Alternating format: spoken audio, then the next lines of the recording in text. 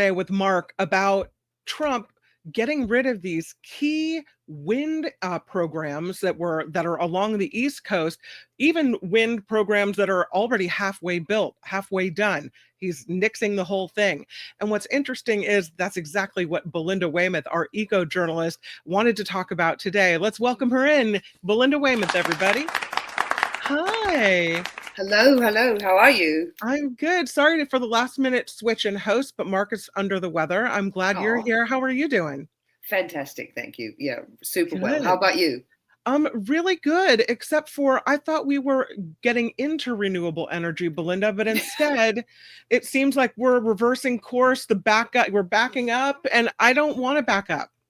Yeah, no, neither do I. I mean, it's so idiotic what is happening. So, Bloomberg has just come out with this report for the incredible uptick in investment globally in renewables. Like we've reached a record high for the first 6 months of this year. We're up 10% from last year at $386 billion.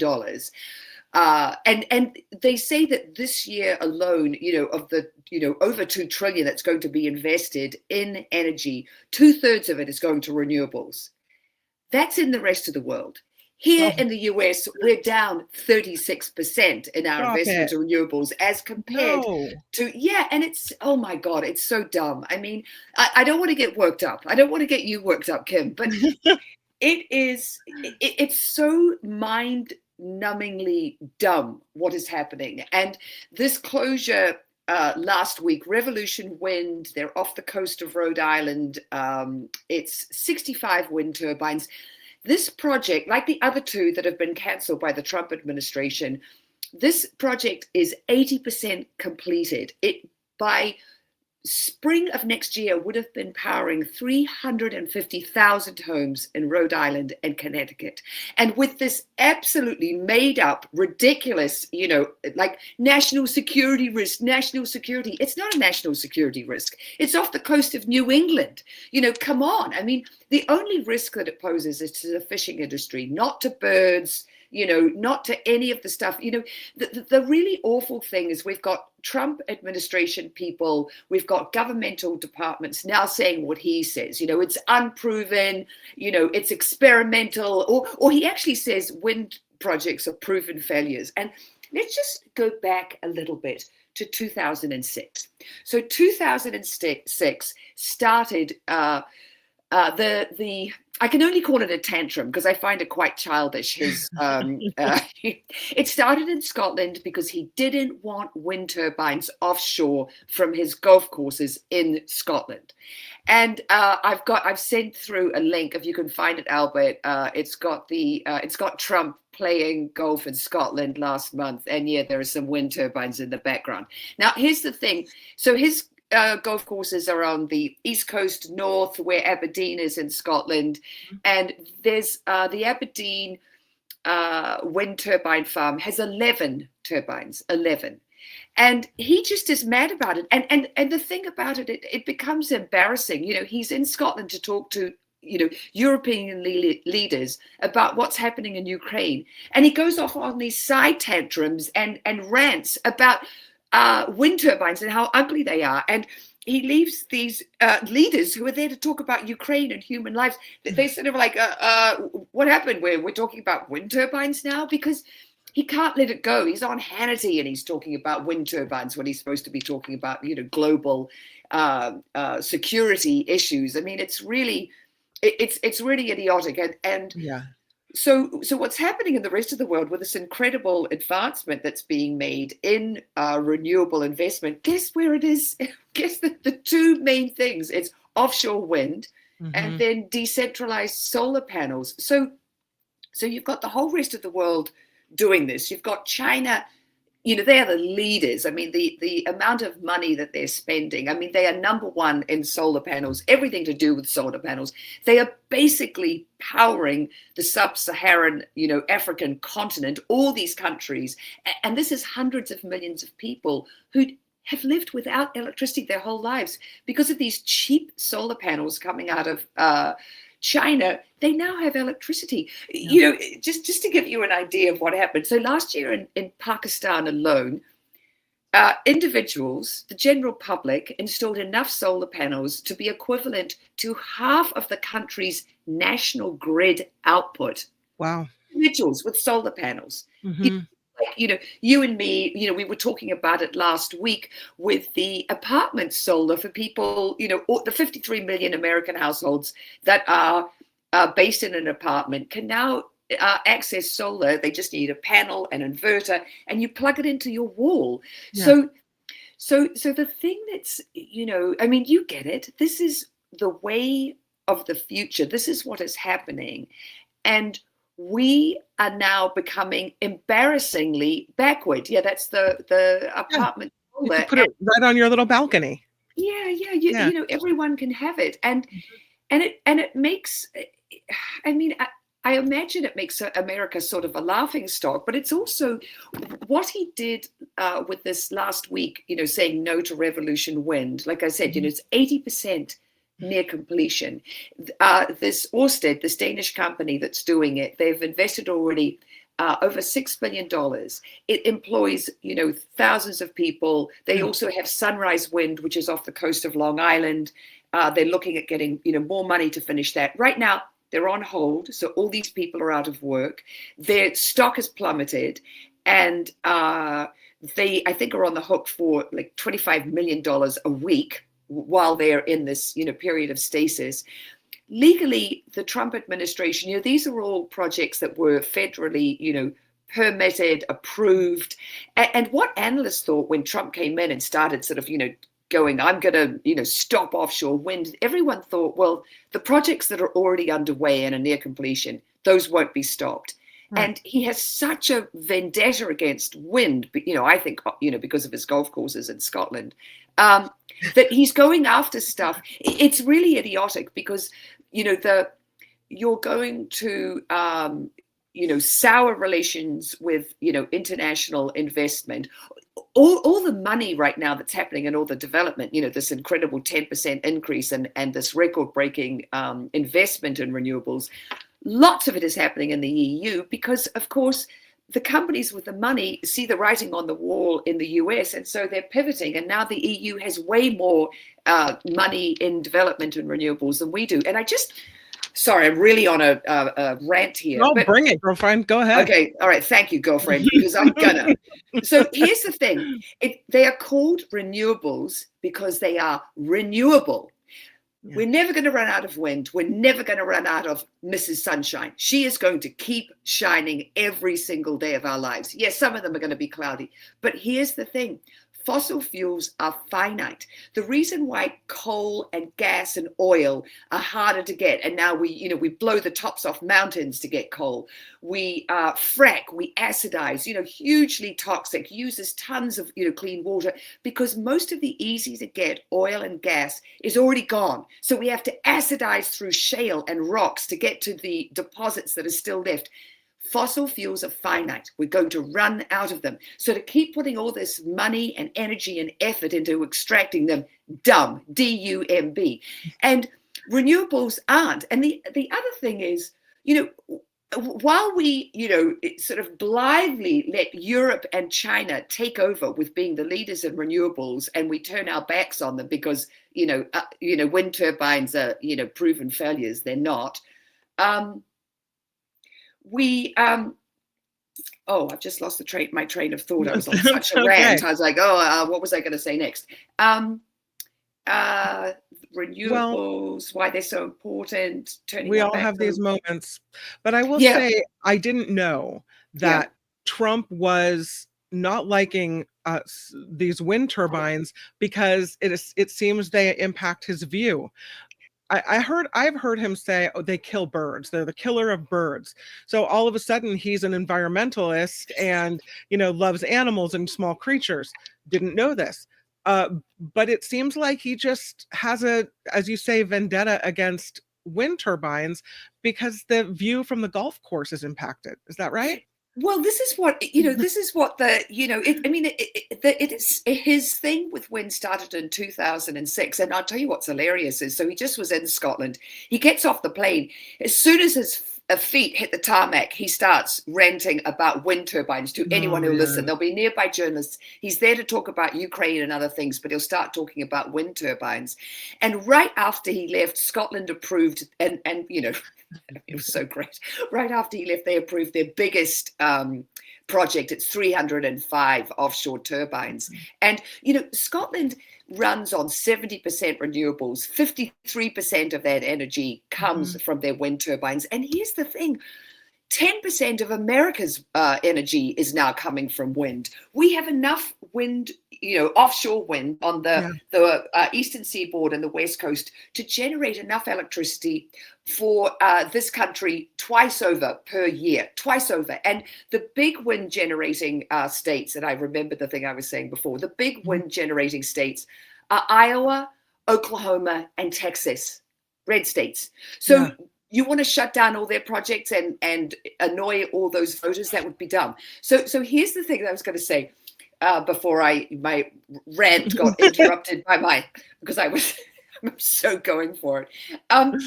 We're relinquishing our position with renewables, right? You know, and giving them away to China and, you know, the EU. Like, you take over, we're going to take a back seat here because, you know.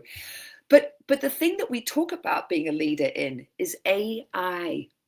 What does AI need more than anything? Power. Lots and lots and lots of power. So to shut down these offshore wind farms that are about to start powering, you know, hundreds of thousands of homes, and it could be also, you know, an AI, you know, farm. I mean, it just so doesn't make sense. So it's super dumb. It's super unsophisticated. It's very unworldly. It's really naive. And it really is like a third grader's tantrum. I just can't sort of, you know, couch it in any other terms and get any more annoyed than I am, because it's so dumb. And also, you know, the stories that are coming in of, you know, these record fire seasons in Spain and Portugal. We're not even, you know, we're a month away from the end of fire season in those countries. The flooding that's going to happen. I mean, Pakistanis are being told, who live near, you know, major rivers, you need to start moving now. India, because the rain is so intense, India has a dam that's so full of water. They're saying to Pakistan, we're about to release the water, like, get out of the way. You know, the water is coming. We can't hold it. So, you know, it's as well as, you know, fossil fuels, you know, being a finite resource, you know, we're a finite planet. We're this one, you know, orb, and we don't want to, we're wreaking too much havoc, you know, on ourselves with this heated up atmosphere. And we have these opportunities to embrace these and they're not even alternative energy sources at this point. Everyone's using them. Yeah, it's like, it's not, you know, they are proven to be so effective. You know, I mean, Scotland produces so much wind. I just have to keep talking about Scotland because I know it's sort of a needling thing. It's like, they produce so much offshore wind. They don't use all of it. You know, it's being used south of the border, down in England, down in Wales. They're exporting it to Northern Ireland. I mean, the UK is getting its wind from Scotland. It's it's a gold mine. Basically, I mean, maybe if we called them, you know, if we changed the names, if we called them, you know, gold turbines, and if they painted them gold, because he loves that color, if they painted them gold, you know, they were sparkling. Yeah. You know, I mean, it's just crazy. You know, I have a question for you, though. I wonder if Trump can stop a project that's 80% complete, then you would think that maybe he could also dismantle projects that are 100% complete. Are we done when you look around at wind turbines, you know, because of whatever prejudice he seems to have against them? Do you think he could just say no more of this in America and go around and take them all down? Well, that would be dumb, but you know. Yeah, I mean, that would be so idiotic. Well, didn't he say the other day, I can do whatever I want? Yeah, I mean, he sort of truly believes that. And until there are some really solid checks made against him, because this is the thing that, you know, I know, you know, you guys talk about it on the show. Everyone is talking about it. Like, when is someone going to stand up, you know, in his inner circle in the Republican Party and say, hey, we can't, keep doing this. And, Elon Musk, even, when he was going to start another party, and now he's, sidling up to JD Vance. But even Elon Musk was saying the Republican Party will be,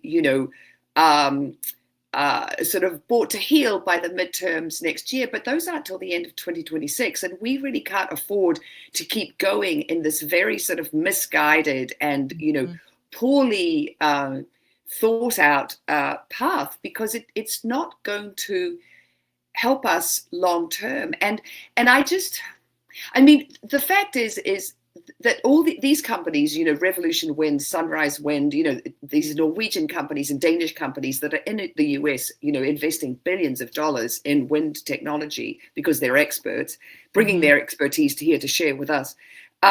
This is going to be a legal fight. But the problem with a legal fight is, you stop the construction, nothing happens. I don't think, you can't start dismantling something if it's in a legal fight. But you sour the whole industry, and what will happen is, if you really shutter all these projects, you just push this investment offshore. You push it to other countries, and we're already seeing that, because if you look, one of the graphs that I sent through that shows, the EU versus China versus the US, country by country. Okay, that was energy. It's in the Bloomberg article, Albert, if you could go to the Bloomberg link that I sent, and then it shows country by country or region by region. We're already taking a back seat, and we just don't want to do it. And at this moment, and like I said, the AI thing, we're going to be so the US is in the darker blue. So if you see at the end of 2023, we were doing really well with renewables at the end of 2024. And that was all Biden's money. That was all the IRA, the Inflation Reduction Act, and the incredible, the almost $400 billion that was earmarked for renewables. And that money got invested, and we got Ørsted and the Norwegian, the Danish company and the Norwegian company coming here going, wow, this is great because you have all this offshore wind to be tapped. I mean, it's like Scotland. We have all this offshore wind. We already have, like I said, 10% of our electricity is already coming from wind. When Biden took office, we had only seven offshore wind turbines, 7. And with all that capacity. And then that was in the process of getting turned around. So it's the thing that happens always with the sort of change of administration and this, we believe in climate change. We don't believe in climate change. It's the push me, pull you that we really can't afford. And I think that voters and the Republican Party have to call, foul on this, and like I said, I don't think the midterms come soon enough. I think the Republican Party have to do something about it before then. It seems like Trump is really uneducated when it comes to what he has to say and what he thinks about renewables. And Hannah writes, Trump said the AI farm will use clean coal. He said clean coal is indestructible and that to reuse it, all you have to do is wash it and it's good to go.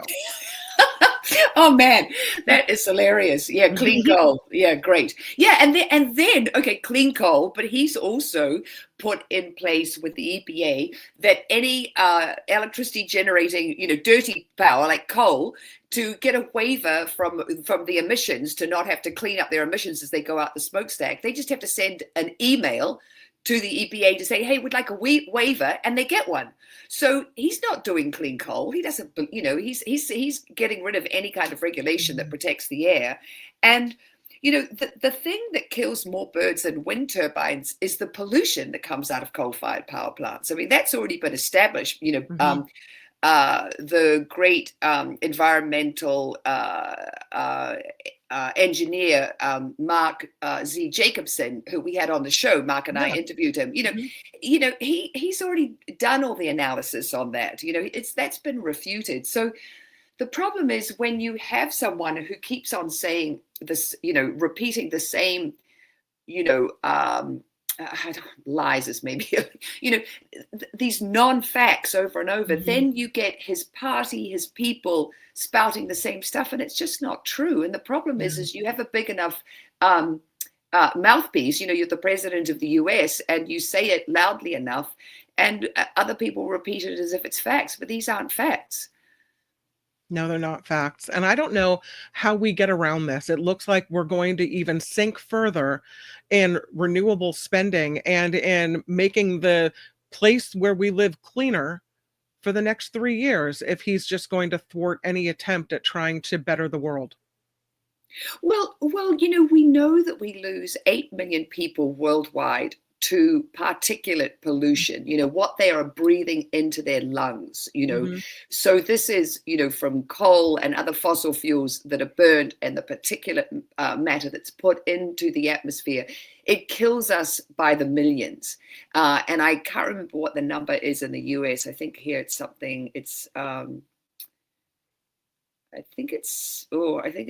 could be, I don't want to say the number because, Right. it's not obviously as high if you live in, for people who live in India and China, where there's a lot more particulate pollution. But these are deaths that will be eradicated when we move fully to renewables. And the thing that I say often, and I, this is just the fact, this revolution is happening.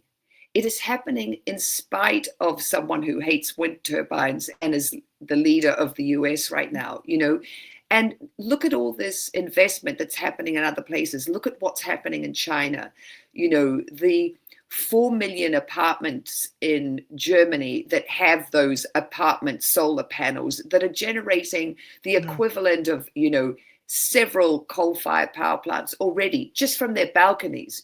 This transition is happening. And so, yes, we don't like change. We bristle at it. We fight. We don't want to be told we have to do something different. And, there's this macho idea that, fossil fuels that, make us great. But,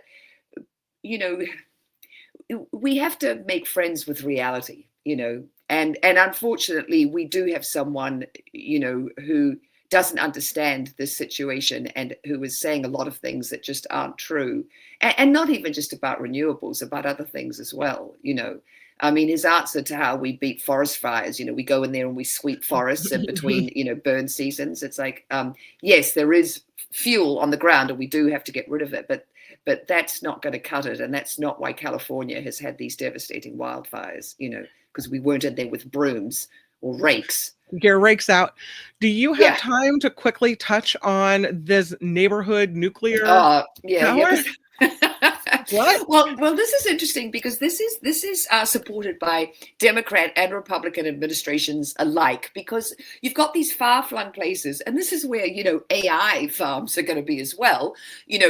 That are using oil generators, and they are really reliant on, sort of a fossil fuel sort of makeshift thing to power them. You have a factory, way out in a rural area. And now there are these reactors. There are 6 different companies racing to perfect this. And there are reactors. So I sent the link again, Albert, and they basically fit on the flatbed of a truck. So there it is. And the thing about these is, so they would create enough energy to power 1,000 homes, so 1,000 homes that are very remote, to power. There's a mine in Idaho, and there's the owners of the mine really want a reactor there to.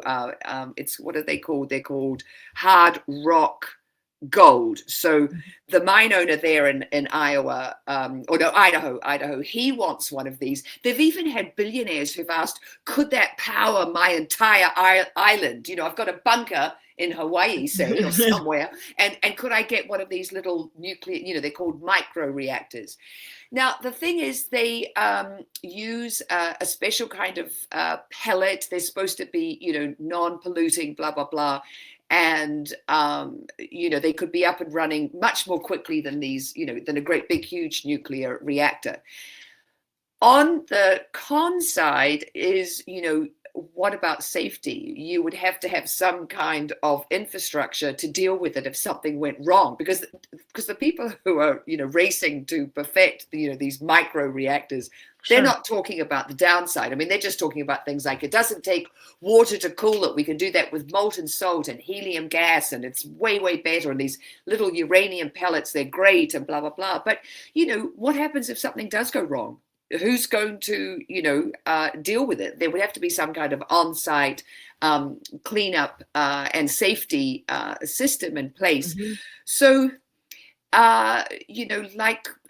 we've said before on the program, it's going to take all the levers. We're going to need a lot of energy, and we're going to need everything. So if we can get, safe, reliable, these, really compact, little neighborhood nukes into areas that are relying on, oil generators, and they use some kind of, I mean, Trump will love this, they use some kind of, liquid coal thing as well to fire these generators in rural areas.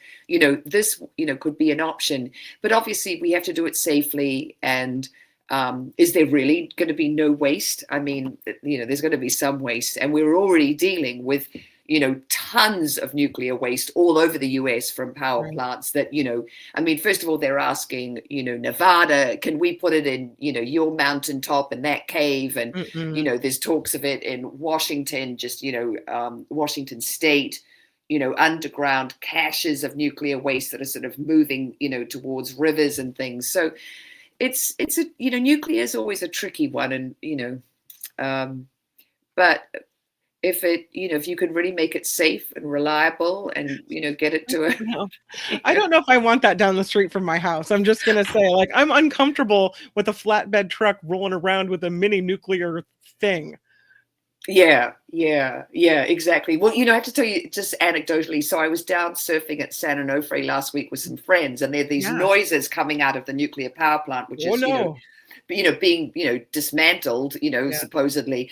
But one of the guys in the water was saying, the water here used to be 90 degrees, and when the seawater was being used to cool the nuclear power plant. You're and like, I'm like, oh my God, don't tell me that, and just sort of looking at it. I mean, oh, you froze up, my friend. 3 Mile Island. I come from the world's only nuclear-free nation state. New Zealand is the only country in the world that has said no nukes ever, ever, ever. No nuclear-powered submarines, ships, nothing can come to our shores. And we did that because of the French, testing nuclear bombs in the South Pacific, and on these, atolls where they left, French, their people. With horrible cancers and things. I mean, it's just, oh God, that's the other thing that Trump once said about, I just have to say this because this is so funny, that the noise from a wind turbine causes cancer. Oh, is that right? Noise can cause cancer now? Okay. Yeah. No, only noise from a wind turbine, Kim. Come on. Not just noise, just from a wind turbine. Oh, Belinda, I appreciate you so much. Thank you for being here. I feel so much more educated about wind turbines and where the United States needs to go, even if I don't see a path to get there right away. Thank you for being here. It will come. It's so my pleasure, Kim. So my pleasure. Nice doing business with you. Thank you. Nice doing business with you. It's the Planet, stupid. Bye, Belinda. See ya. Hi, it's Mark, and I thought that was great. Hit the notification bell. You'll know whenever there's a new video being dropped, and please subscribe to our channel to help us save the universe.